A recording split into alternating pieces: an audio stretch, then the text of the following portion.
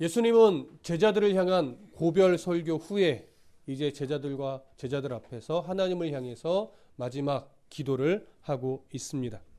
우리는 이 기도를 대제사장적 기도라는 특성을 가지고 있다. 왜냐하면 그들을 위해서 또 앞으로 복음을 듣고 예수 그리스도의 제자가 될 성도들을 위해서 하는 기도의 내용을 가지고 있기 때문에 이 기도는 대제사장적 기도의 특성이 분명하다라고 말씀을 나누었었고, 또한 이 내용들은 이제 제자들이 이전에도 예수님의 가르침 속에 다 담겨 있는 내용이지만 한 번 더 거의 압축하면서 정리를 하듯이 제자들이 꼭 들어야 했고 꼭 알아야 하며 꼭 기억하고 있어야 될 내용들을 하나님을 향한 기도에 담아 놓으신 것이라고 우리가 정리를 했습니다.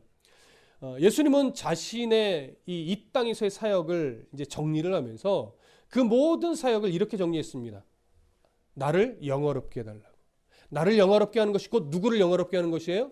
하나님을 영화롭게 하는 것이. 왜냐하면 하나님의 뜻을 성취함으로 하나님의 뜻이 세상 가운데 드러나고 이루어지게 하는 일이기 때문에 하나님의 뜻을 이루는 것이 바로 자기가 영화롭게 되는 것이고, 자기가 영화롭게 되는 것이 바로 그 뜻을 작정하신 하나님을 영화롭게 하는 것입니다. 그렇기 때문에 예수님의 영화로움은, 영광스러움은 결국 쉽게 얘기하면 십자가에서 잘 죽는 겁니다. 잘 죽고 하나님에 의해 다시 살아나는 겁니다. 그러면서 인간 구원의 계획을 성취하시고 그것을 확증하시는 사역, 이것이 바로 예수 그리스도의 영광이며 영화이고 하나님이 영광스럽게 되어지는 것입니다. 자, 오늘은 그러면서 예수님이 무엇을 말씀하셨냐면 내가 왜 이렇게 영화롭게 되어야 하는지, 내가 왜 십자가에서 잘 죽어야 되는지, 그 이유가 뭐라고 말씀하냐면 하나님의 자녀들에게 무엇을 주기 위해서? 영생을 주기 위해서다라고 말씀을 드렸죠. 오늘 본문은요, 그 예수님이 말씀하신 영생에 대해서 조금 더 깊게 말씀을 하십니다. 자, 3절을 좀 읽어볼까요? 3절 함께 읽습니다. 시작. 영생은 곧 유일하신 참 하나님과 그가 보내신 자 예수 그리스도를 아는 것이니이다. 우리가 저번 시간에 영생이 뭐냐라고 할 때 영생은 단순하게 죽지 않고 영원히 사는 것, 이런 차원에 머무르는 말씀이 아니라 영생이라고 하는 것은 아담 이후에 하나님과 단절되어진 관계에 우리가 그 단절되어진 관계가 예수 그리스도의 보혈의 은혜로 말미암아 회복되어져서 회복된 상태로 하나님과 친밀한 교제를 영원토록 누리는 것, 이런 상태에 우리가 놓이게 되는 것, 이것이 영생이라고 말씀을 드렸습니다. 자, 이러한 믿음을 갖지 않고 죽은 자들은 결국 하나님과의 관계가 회복되지 않은 상태로 육체적 죽음을 맞이하기 때문에 이 사람은 하나님과 영원히 단절된 상태로 살아가게 돼요. 우리는 이것을 보편적으로 성경적 용어로 뭐라고 말하는 거예요? 지옥이라고 말하는 것뿐이에요. 이 세상의 가장 큰 고통이 뭐냐? 하나님과의 관계가 회복되지 못하는 겁니다. 이것이 얼마나 엄청난 잘못된 아픔인가, 이것이 얼마나 큰 슬픔인가, 이것이 얼마나 큰 상처인가, 이것을 모르는 게 참 불행한 거예요. 어떤 사람이 가장 복된 거예요? 하나님과의 관계가 회복된 이 관계가 이 세상 무엇보다도 소중하다는 사실을 아는 것, 이 세상 지식보다 귀하다는 것 아는 것, 이 세상 명예보다 소중하다는 걸 아는 것, 이 세상 금은 보화보다 더 소중한 것이 하나님과의 관계가 회복된 상태로 살아가는 것이라는 이 사실을 아는 것, 이것이 가장 복된 삶이죠. 우리에게 주어진 복입니다. 자, 그래서 이 영생을 하나님과 친밀한 관계로 회복되어 영원히 살게 되는 것이라고 하는 설명은 아주 적절한 설명이기는 하지만 이 설명은 무엇에 대한 어떤 대조로서 되어지는 설명이냐면 하나님과 관계를 회복하지 못하고 예수 그리스도를 거절한 상태로 인생의 최종 결과를 맞이하게 될 사람들과의 어떤 대조적 차원에서의 설명이에요. 이 설명이 참 적절하고 좋은 설명이긴 하지만 사실 영생에 대해, 영생이라고 하는 것은 조금 더 깊고 조금 더 넓습니다. 오늘 예수님은 그것을 다시 한번 정리해 주세요. 그게 바로 3절이에요. 3절 다시 한번 읽어볼게요. 3절 함께 읽습니다. 시작. 영생은 곧 유일하신 참 하나님과 그가 보내신 자 예수 그리스도를 아는 것이니이다. 자 보세요. 영생은 곧 하면서 무엇을 먼저 딱 예수님이 끄집어내냐면 참 하나님을 아는 것. 그리고 이어지는 것이 뭐예요? 그가 보내신 자 예수 그리스도를 아는 것. 이것이 영생이래요. 근데 첫 번째 표현 보세요. 참 하나님을 아는 것이에요. 참 하나님. 근데 참 하나님인데 오늘 본문은 어떻게 표현해요? 유일하신 참 하나님이에요. 여러분 유일하다라고 하는 것은 여러 개 중에 특출난 하나님입니까? 여러 개가 없이 유일한 하나라는 겁니까? 유일한 하나라는 거예요. 여러분 이것이 왜 중요하냐면 신은 우리가 믿는 여호와 하나님은 여러 신들 중에 가장 센 신이 아니에요. 신은 없다 이거예요.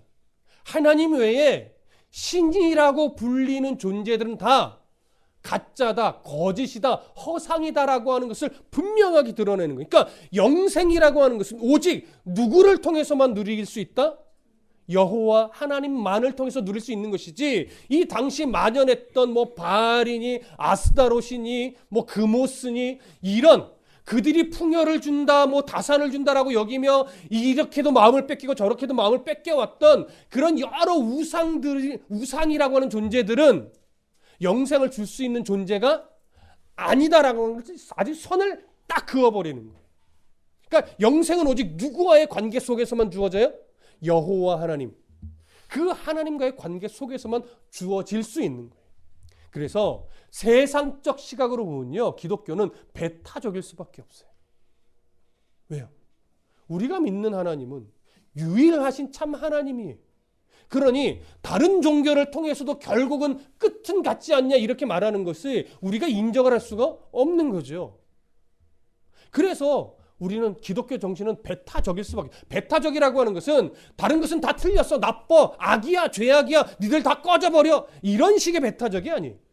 진리는 하나라고 하는 차원의 배타적인 거죠. 진리가 둘일 수 없고 셋일 수 없는 거예요. 그런 차원에서 기독교의 진리는 배타적인 겁니다. 유일하신 참 하나님을 믿습니다.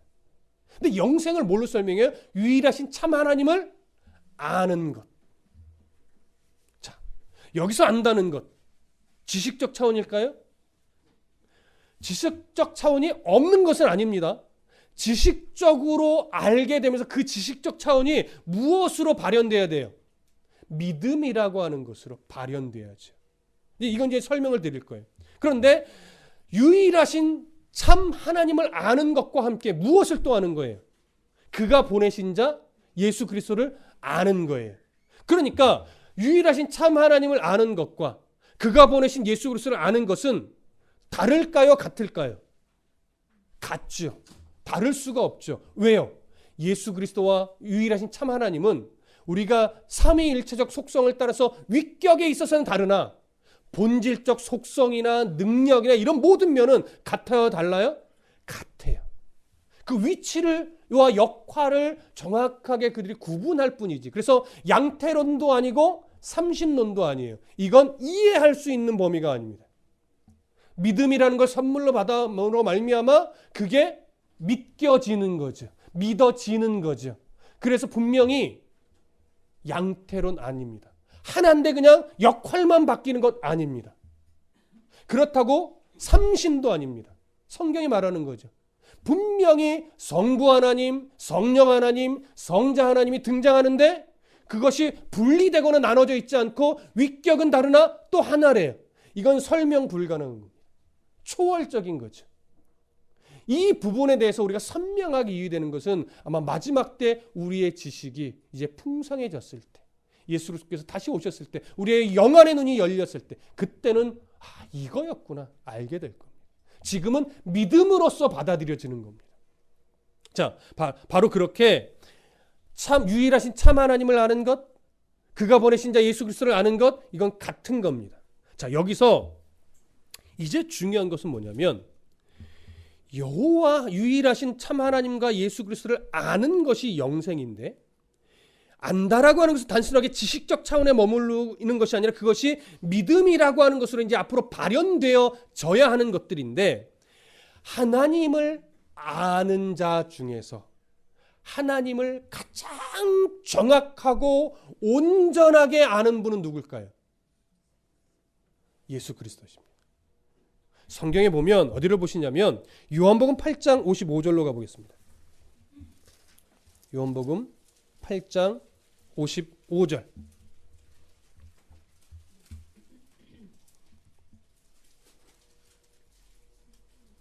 요한복음 8장 55절 찾으셨으면 함께 읽습니다. 시작. 너희는 그를 알지 못하되 나는 아노니 만일 내가 알지 못한다 하면 나도 너희같이 거짓말쟁이가 되리라. 나는 그를 알고 또 그의 말씀을 지키노라. 자, 이제 저를 보세요. 예수님이 이렇게 말해요. 내가 하나님을 알지 못한다고 하면 난 거짓말쟁이라고 말을 해요.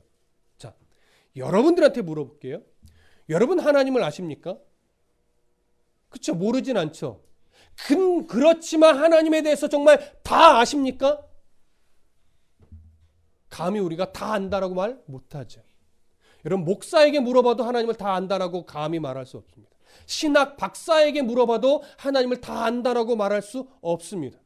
하지만 예수님은 하나님을 다 아실까요? 모르실까요? 다 아십니다.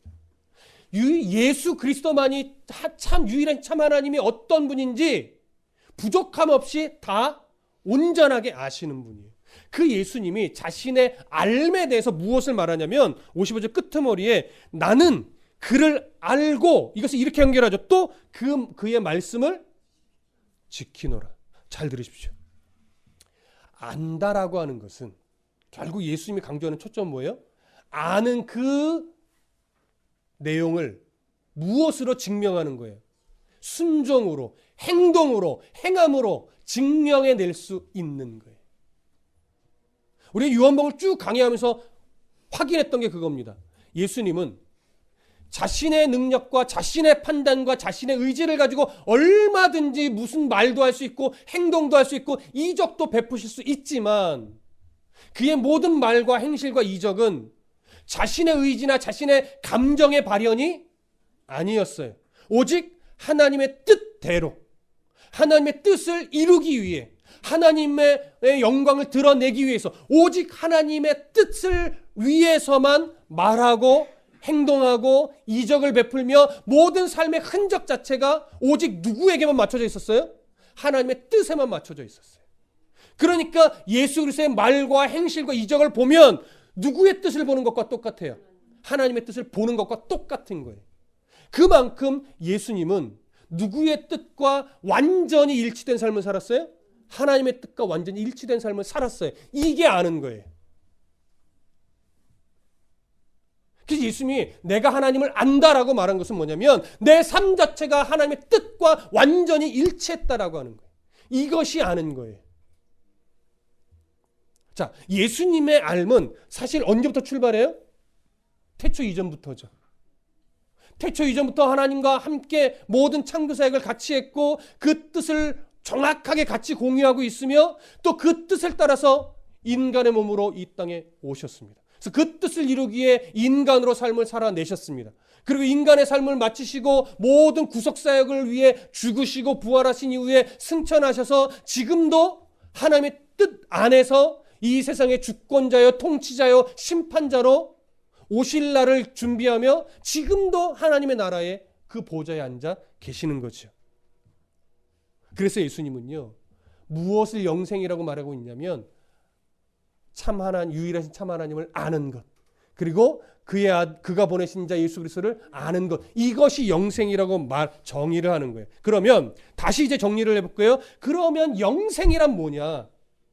하나님과 친밀한 회복된 관계를 가지고 영원히 사는 것이 영생이긴 한데 그것을 조금 더 깊이 설명을 하면 여호와 하나님과 그가 보내신 자 예수 그리스도가 누구신지 어떠한 뜻을 갖고 계신지를 알고 그분의 뜻대로 삶을 살아내는 것, 이것이 뭐예요? 영생이죠. 자, 그러면 여러분 영생의 출발점은 예수 그리스도께서 우리에게 어떤 일을 해주심으로 말미암아 영생의 삶을 살아낼 수 있는 출발점을 열어주셨을까요? 십자가의 죽음이죠. 그의 부활이죠. 그러면서 성령 강림을 통해서 우리에게 무엇을 알게 하셨어요? 예수님이 그동안 가르치고 보여주셨던 모든 것의 진짜 의미, 그걸 밝히 깨달아 알 수 있는 은혜를 성령을 통해서 우리에게 열어주셨단 말이에요. 그래서 하나님을 알게 됐죠. 더 선명하게 알아가게 됐죠. 그러면서 우리는 영생의 삶을 살아가는데 하나님을 깊고 넓게 아는 만큼 삶이 자꾸 어떻게 가요? 변화돼 가요. 이걸 성경적 용어로 성숙해져 간다라고 하는 거예요. 우리가 성화적으로 성숙해져 가면서 우리의 삶이 조금씩 누구의 뜻에 가까워지는 거예요? 하나님의 마음과 그 뜻에 가까워져 가는 거예요. 그러니까 이 땅에서 살아가는 동안은 우리가 하나님을 알아가는 것이지 완전히 알 수 있나요? 없죠. 그러면 언제 완전히 알게 돼요? 마지막 때 예수님 재림하시면 우리의 영안의 눈이 열릴 때 그때는 정말 완전하게 알게 된단 말이에요. 그럼 그때가 되면 우리의 삶은 하나님의 뜻과 다르게 살래야 살 수가 없지요. 그러면 영생이라고 하는 것은 하나님을 완전하게 알게 된 그때부터가 시작일까요? 하나님을 알아가면서 우리가 하나님의 뜻대로 살아가려고 몸부림치는 이 과정부터가 영생일까요? 과정부터가 영생이란 말이에요. 그러니까 완전한 영생의 삶에 들어가기 전에 우리는 그 완전한 영생의 삶을 향해 가면서 이미도 영생의 출발점을 시작하여 걸어가고 있는 거예요. 그래서 영생이라고 하는 것은 미래적인 것처럼 보이지만 사실 성경은 미래적인 게 아니라 현재적이라고 말하는 거예요. 여호와 하나님과 그가 보내신 예수 그리스도를 알아가면서 더 성숙하고 온전한 영생을 살아가게 되어지는 것, 그것이 이미도 영생의 삶을 살아가고 있는 모습인 거죠. 그래서 하나님을 알아가는 삶은 무엇을 향하고 있는 거냐면 온전한 삶을 향해 가는 것이고, 온전한 삶을 통해서 하나님 뜻의 온전한 삶을 살아내는 그 모습을 향해서 달려가고 있는 겁니다. 요한복음 17장 잠깐 가볼게요. 다시 17장으로 돌아오셔서 21절부터 23절을 봅니다. 요한복음 17장 21절부터 23절. 자, 함께 읽겠습니다. 21절부터 23절 시작. 아버지여, 아버지께서 내 안에, 내가 아버지 안에 있는 것 같이 그들도 다 하나가 되어 우리 안에 있게 하사 세상으로 아버지께서 나를 보내신 것을 믿게 하옵소서. 내게 주신 영광을 내가 그들에게 주었사오니 이는 우리가 하나 된 것 같이 그들도 하나가 되게 하려 함이니이다. 곧 내가 그들 안에 있고 아버지께서 내 안에 계시어 그들로 온전함을 이루어 하나가 되게 하려 함은 아버지께서 나를 보내신 것과 또 나를 사랑하심 같이 그들도 사랑하신 것을 세상으로 알게 하려 함이로소이다. 여러분, 이 세 구절의 말씀을 이렇게 압축해서 정리를 해보면 결국 뭐냐면 이 땅에서 살아가는 동안 성도들은요, 예수님을 알아가는 일에 하나가 되게 우리가 훈련되어져 간다라고 하는 것을 말해요. 온전함을 이루어 간다라고 말을 하는 거예요. 이것이 알아가는 것이고 이것이 알아가는 훈련인 것이고 이미 이 훈련의 과정에 돌입하는 순간 우리는 영생의 삶을 시작한 겁니다. 이것이 우리의 소망이죠. 자, 그때가 되면 그 마지막 때 이 온전히 알아가는 삶의 훈련, 온전히 순종하는 삶의 훈련, 이것이 충분하게 받아져서 이제 마지막 때가 되면 그 훈련이 다 끝나고 우리의 영안의 눈이 열려서 모든 것을 다 깨달아 알게 돼요. 그렇죠? 그때가 되면 잘 보십시오. 예수님이 이 땅에서 모든 심판이 끝날 때 이제 모든 죄가 없어집니다.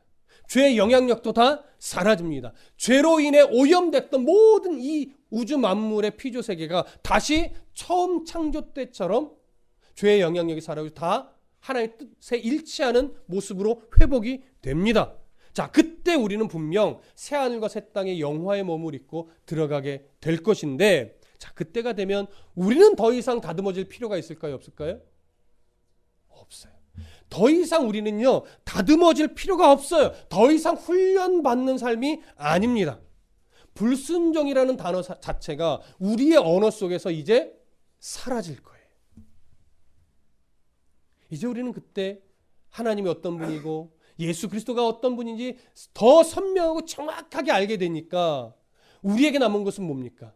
그분과 영원히 그 친밀한 관계 속에서 가장 복된 삶을 누리게 되는 거예요. 그러니까 우리는 감히 그 날에 그때 하나님과 어떠한 친밀함 속에서 어떠한 복을 누리게 될지 감히 상상이 가요, 안 가요? 안 가요. 자, 보세요. 그 친밀한 영생의 복이 어떠한 복인지 우리가 감히 가늠이 안 되니까 성경 기자들이 종종 표현하는 게 뭐예요? 천국의 길은 뭐다? 황금길이다. 문도 보석이고 문에 박혀있는 것 자체, 문고리 자체도 막 다이아몬드고 이렇게 얘기를 해요. 그러면 잘 보세요. 금은 보석으로 된 천국이 좋단 얘기예요? 그래서 좋단 얘기예요? 아니에요. 그래서 길이 황금길이고 문이 보석이고 이래서 좋다는 게 아니에요. 여러분 이게 잘 이해하셔야 돼요.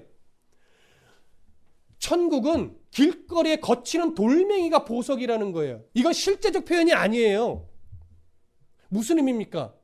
이 땅에서의 가치 체계로는 하나님 나라의 복을 이해할 수 있다 없다? 없다.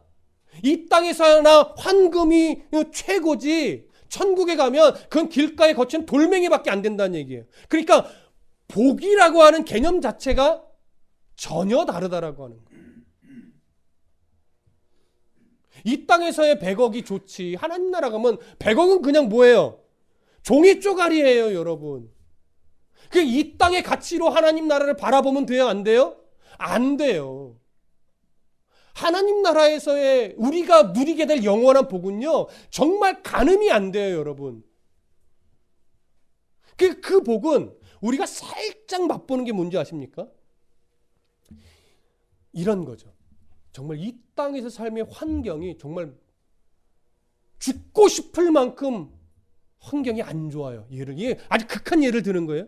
정말 이 땅에 살고 싶지 않을 만큼 환경이 안 좋아요, 상황이. 어쩜 이런 일이 내게 일어날 수 있는가? 정말 죽고만 싶다 이런데 그런 내 마음속에 날 사랑하신 예수 그리스도의 사랑과 그 밝은 빛이 쫙 비춰오는데 내 안에 기쁨이 생겨요. 소망이 있어요. 환경은 여전히 안 바뀌는데 내 안에 살아갈 이유가 생겨요.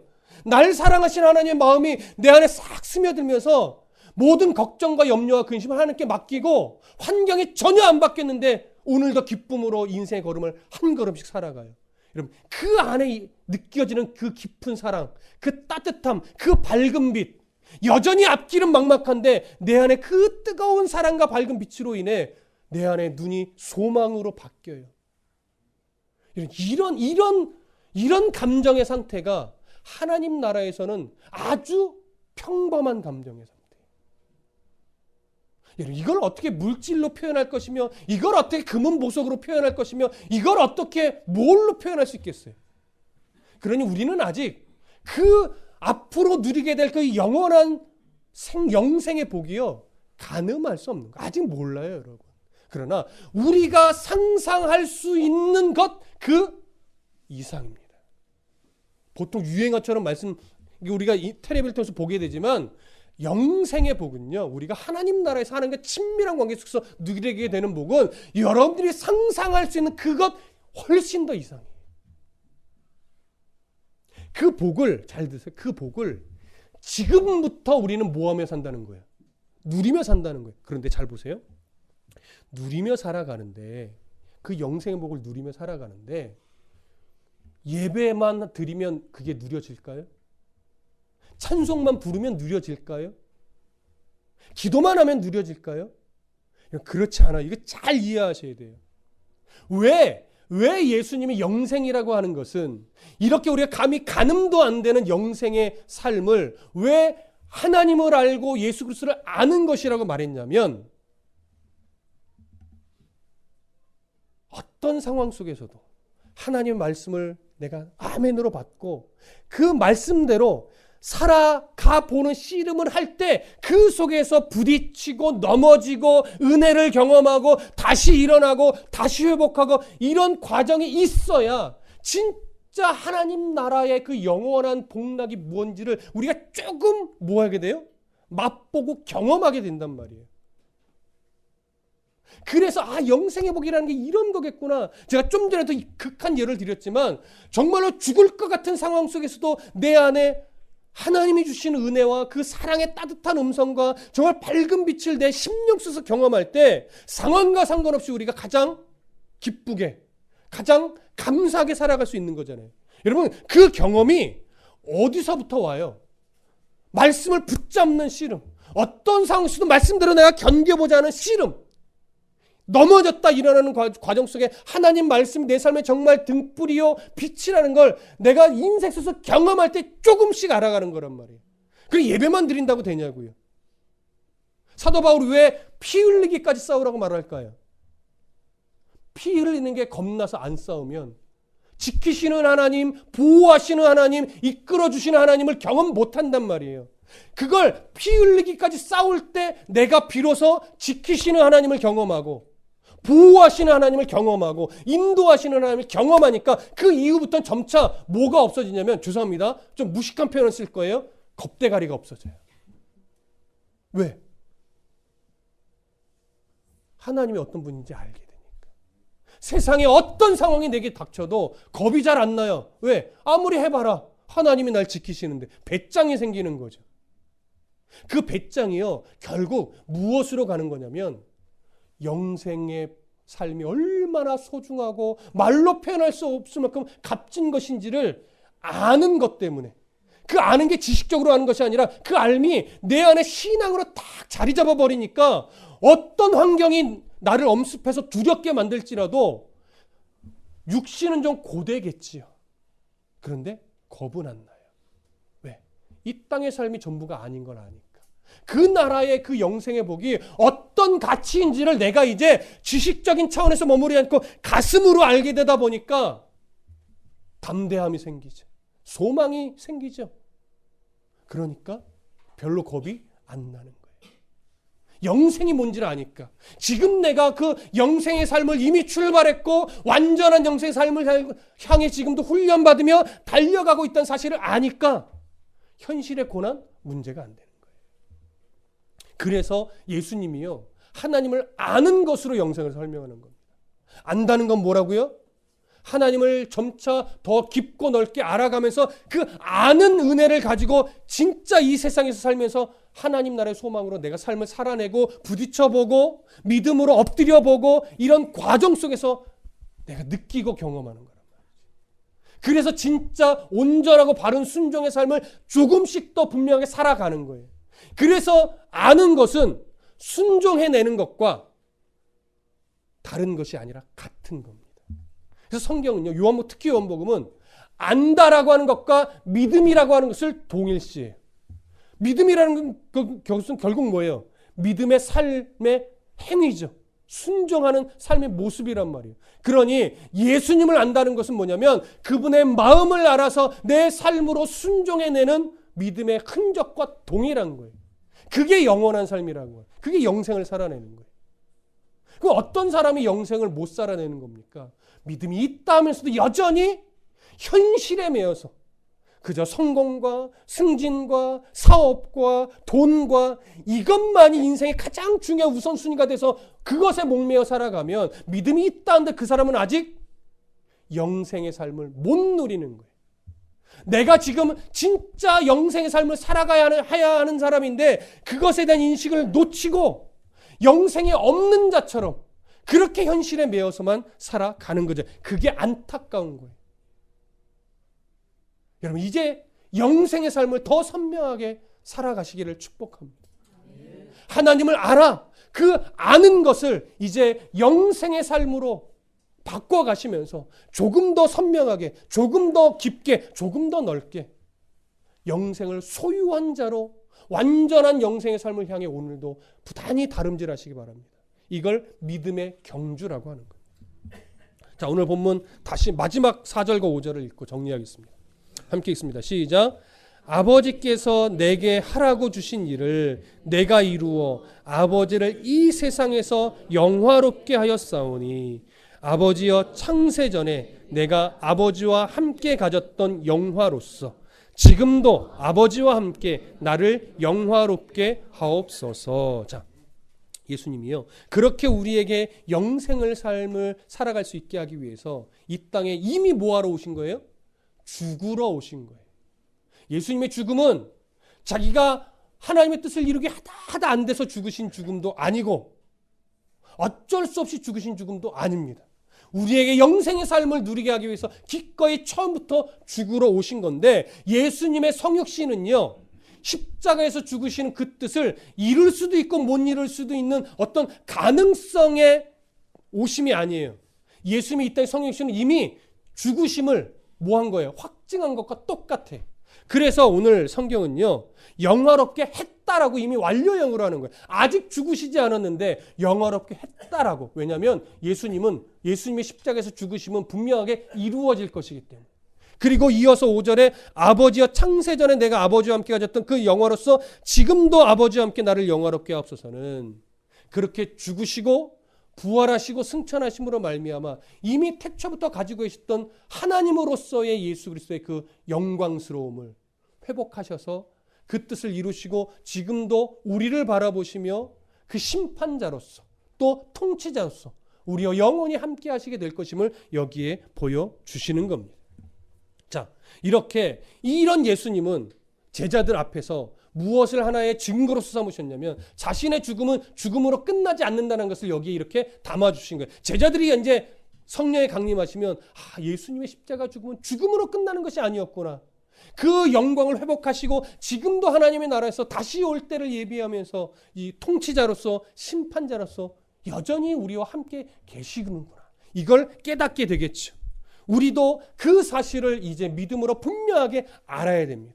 머리로 이해되어지고 알아지며 그것이 믿음으로 내 심령 가운데 자리를 잡아서 이제 오늘도 하나님을 알아가는 영화의 삶을, 영생의 삶을 우리가 누려야 되는 거죠. 자, 이제 결론적으로 말씀드립니다. 자, 그래서 여러분, 영생은 미래적인 것이 아니고 분명히 현재적입니다. 현재적이란 얘기는 현재 우리가 누구를 알기 위해 부단히도 애써야 된다는 얘기예요. 하나님을 알기 위해. 그러면 어떻게 하나님을 알아갈 수 있겠습니까? 성경을 바르게 알아야죠. 성경을 아는 씨름과 함께 알게 된 하나님을, 성경을 통해서 알게 된 그 하나님을 내 삶에 적용하기 위해 현실 속에서 부단히도 바른 순종을 위해 힘쓰고 노력하는, 이것이 어우러질 때 비로소 우리는 안다라고, 알아가고 있다라고 말할 수 있는 겁니다. 그래서 여러분, 성경 공부는 필요해요, 안 필요해요? 그래서 필요해요.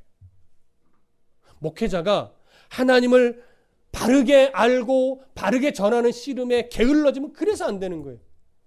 목사가 하나님을 바르게 알아야 성도에게 하나님을 바르게 증거하지. 그러니까 목회자와 성도는 하나님을 바르게 알아가기 위해서 같은 씨름을 뭐 하는 거예요? 함께 하는 거예요, 여러분. 목사만 해서는 안 돼요. 목사가 바르게 가르치지 않으면 성도는 하나님에 대해서 왜곡된 시선을 갖게 돼요. 왜곡된 시선을 갖게 되면 그 애씀과 열심 속에 하나님이 자꾸 없어진다고요. 그런데 하나님을 정확하고 바르게 알게 되면 그 애씀과 열심 속에 하나님의 마음이 같이 어우러져요. 정말 복된 영생의 삶을 살아가게 되는 거죠. 그래서 목회자와 성도는 함께 하나님을 알아가는 씨름과 가르치는 씨름과 배우는 씨름과 이것을 통해서 목사도 말씀을 붙잡고 살아가는 씨름을 통해 영생의 삶을 살아내는 것이고, 성도는 세상의 그 현실 속에서 배운 하나님의 말씀을 가지고 치열하게 그대로 살아가는 씨름을 통해서 하나님을 알며 영생의 삶을 살아가는 그 모습을 소유하게 되는 것이죠. 그래서 목사와 성도는 그렇게 하나님의 말씀 가운데 영생의 삶을 살아가는 같은 지체이며 동역자이며 가족인 겁니다. 이것이 교회 공동체가 이루어 가야 될 최종적인 모습인 거예요. 하나님의 말씀이 없는 공동체, 하나님이 원하는 공동체 아닙니다. 말씀이 전해지고 배우게 되고 그 말씀을 가지고 함께 씨름하는 공동체, 그것이 영생을 향해 달려가는 교회 공동체가 되는 것이죠. 우리 2020년도는 바로 이러한 공동체로서 더 아름답게 말씀 붙잡고 영생의 삶을 살아가기 위해 씨름하는 그런 아름답고 멋진 교회 공동체가 되기를, 또 각 성도 개개인 또 가정이 되기를 간절히 축복합니다.